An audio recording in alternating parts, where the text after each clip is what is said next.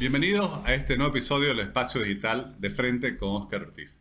Vamos a hablar sobre un tema sobre el cual se escucha cada vez más en los medios, pero que yo me pongo por delante, pocos realmente lo entendemos, y me refiero a la biotecnología.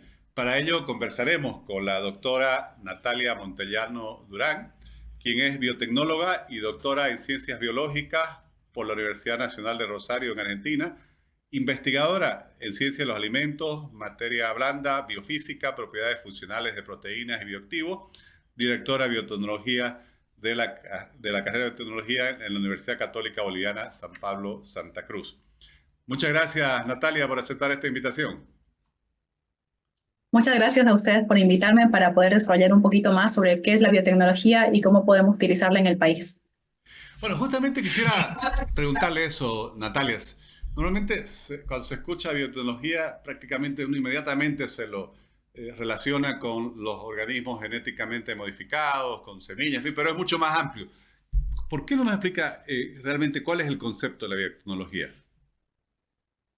Bueno, biotecnología en realidad, como área, se trata sobre el uso de organismos, así sean seres humanos, plantas, hongos, bacterias e incluso virus, y sacarles algún beneficio o hacer un producto a partir de ellos. Entonces puede ser el organismo completo o puede ser una parte del organismo o lo que le decimos biomacromolécula, que sería una de las moléculas que están presentes en estos organismos.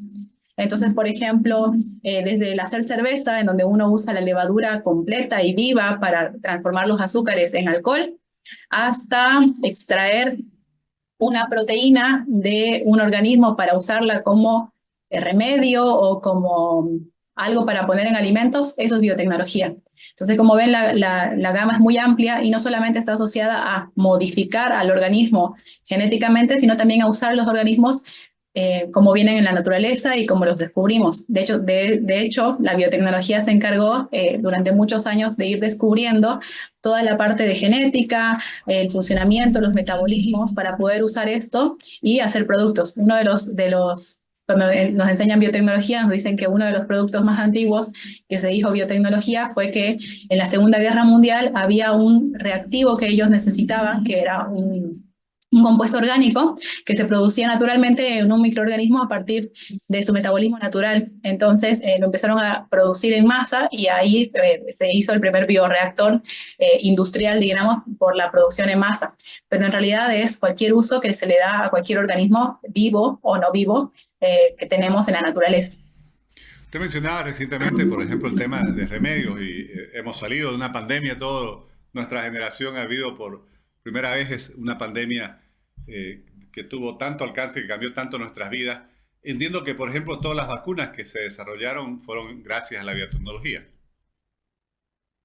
Sí, en realidad caí en la pelea con los médicos, ¿no? Pero el desarrollo biotecnológico lo puede hacer cualquier profesión. En el caso de las vacunas, teníamos diferentes vacunas, si se acuerdan, teníamos la china, la rusa, eh, Pfizer, Moderna, y cada una de ellas tenía una tecnología diferente. Y era una biotecnología diferente, porque estamos hablando de organismos, bueno, ahí en los virus tenemos siempre la dicotomía de si están vivos o no, pero era un organismo, y la vacuna se desarrolla en base a saber cómo funciona nuestro sistema inmune y hacer que el sistema inmune pueda reconocer a este virus o a este patógeno a partir de algo similar. Entonces, por ejemplo, a ver si se entiende, pero la vacuna china usa una tecnología tradicional que era desactivar el virus y, bueno, ponerlo así tal cual desactivado, tal cual viene en el cuerpo. Y entonces el sistema inmune se encarga de reconocer las partes de este virus que no nos va a hacer mal porque está muerto o desactivado, y entonces la próxima vez que el virus nos ataque, el sistema inmune lo va a reconocer. Y justo la empresa Pfizer y Moderna usaron una tecnología nueva que estaba en desarrollo para otro tipo de terapias de salud, era para terapias génicas, que era la tecnología de RNA mensajero. El RNA es la transcripción del ADN, es decir, es un paso intermedio en donde el ADN se transcribe a otra molécula, que es ARN, que es más simple, y ese ARN mensajero es el que va a convertirse luego en proteínas. Y las proteínas del virus del COVID fue lo que nos pusieron, bueno, el ARN mensajero de las proteínas del COVID fue lo que nos pusieron en esa vacuna. Entonces era como un paso previo una tecnología más avanzada que se estaba desarrollando por otro tipo de uso y que se le vio el beneficio en su momento por la emergencia que causó la pandemia. Entonces, como ven, la biotecnología ha venido evolucionando incluso en hacer vacunas. Tenemos diferentes formas y cada empresa tuvo un desarrollo diferente y una vacuna diferente, que algunos, por eso algunas les hacían mal, o eso ya fue por el sistema inmune de cada uno de nosotros, que obviamente es distinto en cada uno. Y entiendo, para continuar con el tema de salud, que hay muchos nuevos tratamientos médicos que se están desarrollando en base a la biotecnología. No sé si pudiera darnos ejemplo de alguno de ellos. Sí, una cosa que causa mucha curiosidad es la terapia génica, y seguramente la han escuchado en las redes y en diferentes medios. Y la terapia génica lo que trata es precisamente de hacer terapia con los genes. Entonces hay muchas enfermedades que nosotros ya sabemos y conocemos que vienen a partir de una problemática con el ADN o con nuestro propio sistema inmune. Entonces la terapia génica trata de tratar genéticamente el lugar o la dolencia que tenemos externamente haciendo un cambio de genes, como si fuese un organismo modificado genéticamente, pero de nosotros mismos, haciendo que esa modificación nos sane del problema genético que tenemos o del problema genético que tiene, por ejemplo, porque tenemos cáncer o porque tenemos alguna enfermedad así autoinmune que nosotros mismos tenemos nos causamos esa enfermedad, hacemos el cambio en los genes o buscamos una forma de que los genes sean alterados y entonces ya no vamos a tener la enfermedad. Y eso es lo que conocemos como terapia génica. Obviamente, por lo que pueden escuchar, es bastante elaborado y bastante caro. Son estudios que todavía se están haciendo y se están desarrollando, pero ya hay algunos tratamientos de terapia génica aprobados, por ejemplo, para la talasemia, ya hay como que un protocolo en donde siempre va, o en la mayoría de las veces, pues siempre hay efectos secundarios o gente que no funciona, pero que está funcionando, pero el tratamiento va de $80,000 para arriba y obviamente todavía en algunos pacientes están en estudio. Eso sería como desarrollar un medicamento a medida de cada paciente, por así decirlo. Exacto, por eso se le conoce como medicina personalizada, que es a lo que aspiramos, ¿no? Que todos podamos tener acceso a esa medicina personalizada. Al inicio de la entrevista comentábamos que, bueno, la biotecnología normalmente en nuestro país, en muchas partes, se la asocia a la producción alimentaria. ¿Cómo podría contribuir la biotecnología a la seguridad alimentaria de nuestro país? Bueno, esa pregunta es muy clásica para biotecnología porque ya desde los 90 habían empezado a desarrollar estos organismos modificados genéticamente en donde los investigadores, sobre todo en Europa y en Estados Unidos, agarraban genes de otro organismo, otra planta o una bacteria, por ejemplo, y lo ponían en las plantas para que tuviesen ciertas resistencias o ciertas tolerancias, e incluso hoy en día se sigue haciendo eso con otras metodologías más modernas. Y ahora causó polémica porque se empezó a hacer abuso. Entonces ahí empezó a ser más importante la parte de regulación de estos. La tecnología ha mejorado en el sentido de que antes un investigador que desarrollaba un organismo modificado genéticamente, por ejemplo, para que sea resistente a sequía, lo tenía que hacer por técnicas de biología molecular que se usaban desde los 80, en donde la probabilidad de que te salga, o sea, la cantidad de veces que tengas que hacerlo para que salga lo que tú querías, era más improbable que el día de hoy porque tenemos otras tecnologías de biología molecular que son más precisas al día de hoy. Entonces ahora tenemos la capacidad ya como humanidad de hacer modificaciones genéticas, no solamente haciendo transgénesis, o sea, trayendo un gen de otro organismo que pueda ser útil para este nuevo organismo, sino también, por ejemplo, sobreexpresar proteínas. ¿Qué sería una sobreexpresión de proteínas? Digamos que mi planta o el producto alimenticio que yo quiero mejorar tiene la capacidad de resistir a sequía, pero solamente en ciertas condiciones. Entonces yo puedo activar esos genes que tiene la misma planta para que siempre estén activos y puedan resistir estas grandes sequías que tenemos el día de hoy. Entonces ahí no hay modificación, bueno, sí hay modificación genética, pero no una transgénesis o una alteración del genoma de esta planta trayendo otra especie. Ese tipo de modificaciones genéticas ayudan obviamente a que tengamos un mayor rendimiento de los cultivos.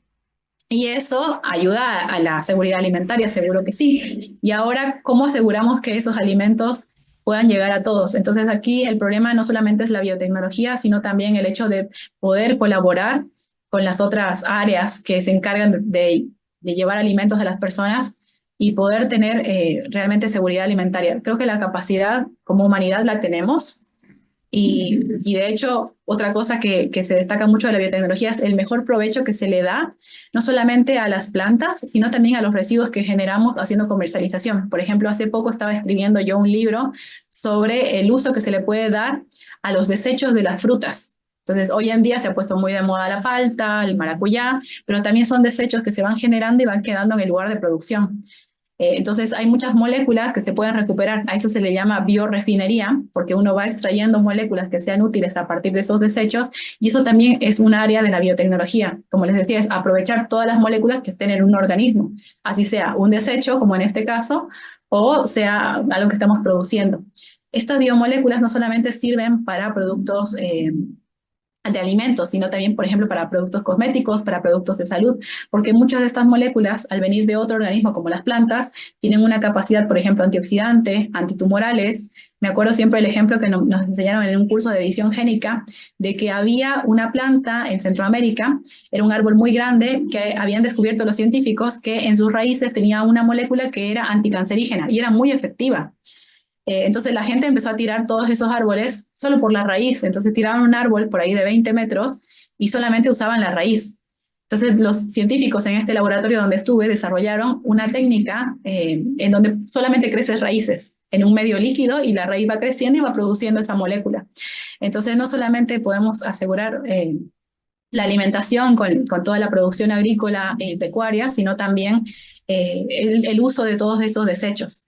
En la parte de cárnicos, por ejemplo, se ha mejorado mucho la calidad de la carne, el aprovechamiento que tienen, por ejemplo, las vacas de lo que comen para tener más carne con menos comida, porque también ahí el balance energético hay que mejorarlo.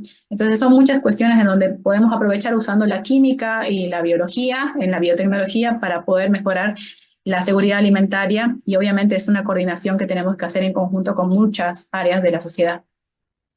Usted ha mencionado o hemos hablado de la biotecnología en la salud, biotecnología en la producción alimentaria. De paso, mencionó también cosméticos. ¿En qué otros campos de la economía, de la industria se puede aplicar la biotecnología? Materiales, porque ahora una cosa que nos interesa es que todo sea biodegradable. Entonces, esas cosas que son biodegradables son porque vienen a partir de otro organismo. En lugar de usar, por ejemplo, plásticos, ahora se le dice bioplásticos, a estos polímeros que se hacen a partir de biomacromoléculas que vienen de organismos. Cuando digo organismos, puedo estar hablando de un vegetal, ¿sí? Entonces, yo puedo, por ejemplo, hacer del almidón de papa estas bolsas que se degradan a los 2 días porque son de almidón de papa y no van a tardar cientos de años, como el clásico ejemplo que nos dan de las bolsas plásticas de polietileno que usamos. Hace poco también desarrollamos en la universidad una tesis que no solamente se preocupaba por el biomaterial, sino también por degradar ya las bolsas que están como basura, ¿no? Acá en Bolivia usamos muchísimas bolsas, cada vez que compras algo te dan una bolsa, y para nosotros es una gran preocupación eso, porque es algo cultural casi.